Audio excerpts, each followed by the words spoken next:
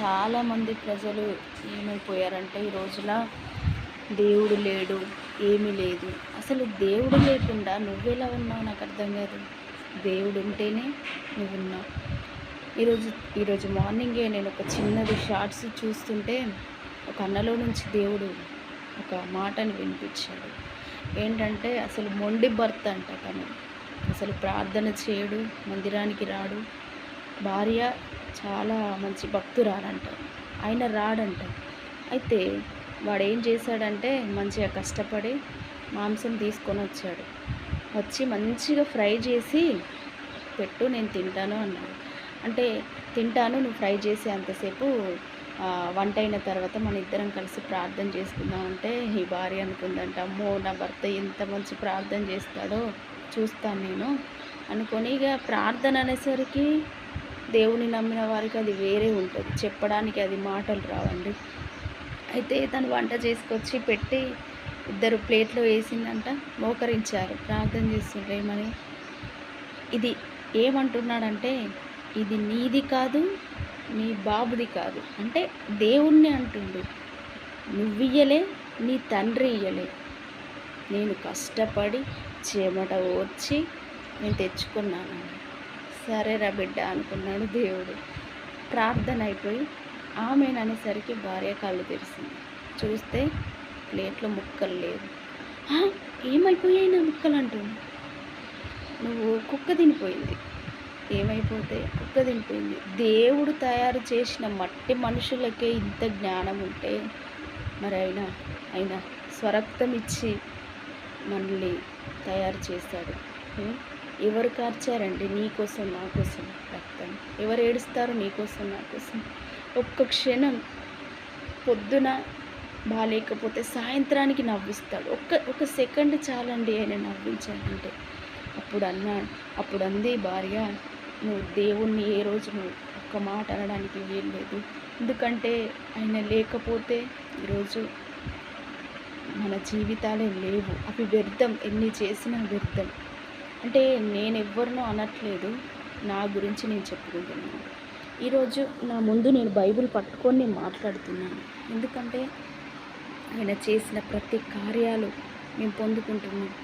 క్షణక్షణం night అంతా ఒకటే అంటాడు, నేనున్నాను, ఏది జరిగినా నేనున్నా, నేను విడిపించుటకు నేనున్నా. నేను మాట్లాడే దేవుడండి. కాబట్టి మీరు ఎంతమంది నా ప్రియులే కావచ్చు, నా బంధువులే కావచ్చు, నా స్నేహితులే కావచ్చు, ఎవరైనా దయచేసి దేవుణ్ణి తప్పుగానొద్దండి. ఈ రోజున మా స్థితి, మేము పడిపోయిన స్థితిలో మేము ఉండొచ్చు, మా కాడ డబ్బులు లేని పరిస్థితిలో మేము ఉండొచ్చు, కానీ మాకు డబ్బులున్నా లేకున్నా మేము ఎలా ఉన్నా కూడా ప్రతి క్షణం ఇందులో నుంచి మాతో మాట్లాడతాడండి. ఆయన స్వరాన్ని మాకు వినిపిస్తాడు. మేము ఇట్లా మోకరించాల్సిన అవసరం కూడా లేదు. మనసులో కళ్ళు మూసుకొని అయ్యా అంటే నేనున్నానంటాడు. ఆయన ఏదో ఒకటి, ఈ లోకంలో ఉన్న మనుషులు చావాలని చూసేవారండి, కానీ నా దేవుడు అలాంటి వాడు కాదు. చనిపోయిన స్థితిలో ఉన్న వారిని కూడా అయ్యా నన్ను క్షమించయ్యా అంటే ఆయన ఒక్క నిమిషంలో అద్భుతం చేసేవాడండి. ఆయన గురించి ఎన్ని చెప్పినా తక్కువే. మాంసం అది ఆయన ఆజ్ఞ లేనిది నీ కాడికి రాలేదు. అది మేము అంతే అనుకుంటాం. ఆయన ఈరోజు ఏం తినాలో అది చెప్తాడు, ఏం తాగాలో అది చెప్తాడు, ఏమి వేసుకోవాలో బట్టలతో సహా. ఇలా ఎవరు చెప్పరు, ఇది బాగాలేదా తీసే, వద్దు ఇది వద్దు అంటాడు, ఇది వేసుకో అది వేసుకో అనే దేవుడు. కాబట్టి అంటే నేను ఎవరినో నేను కించపరిచి మాట్లాడట్లేదు. దేవుని గురించి మీరు దయచేసి మాట్లాడొద్దని చెప్తున్నానండి. అంటే నా సలహా, నా తండ్రి నన్ను కన్నారు తల్లిదండ్రులు, కానీ ఎవ్వరు నన్ను భరించలేదండి. ఎవరు నా మీద ఇంత ప్రేమను చూపెట్టలేదు. అందరూ ఇది ఎందుకు బ్రతుకుతుంది అనే మాట మాట్లాడిన వారు.